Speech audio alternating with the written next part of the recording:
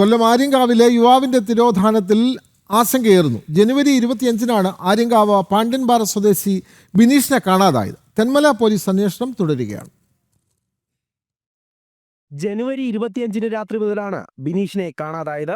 ഇതിന് തൊട്ടു മുൻപായി വീട്ടുകാർക്ക് ഫോണിൽ ബന്ധപ്പെടാൻ കഴിഞ്ഞിരുന്നു. എന്നാൽ പിന്നീട് ഒരു വിവരവുമില്ല. ഫോൺ സ്വിച്ച് ഓഫ് ആണ്.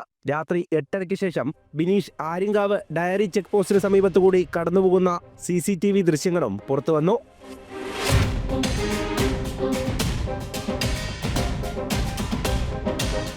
സംഭവത്തിൽ തെന്മല പോലീസ് കേസെടുത്ത് അന്വേഷണം ആരംഭിച്ചിട്ടുണ്ട്. വനമേഖലയിൽ വെച്ചാണ് ബിനീഷിനെ കാണാതായതെന്ന് കുടുംബം പറയുന്നു. എന്താ പറയണ്ടെന്ന് അറിയത്തില്ല. എനിക്കിതിൽ എല്ലാ ഭാഗത്തുനിന്നും എനിക്ക് നീതി കിട്ടണം.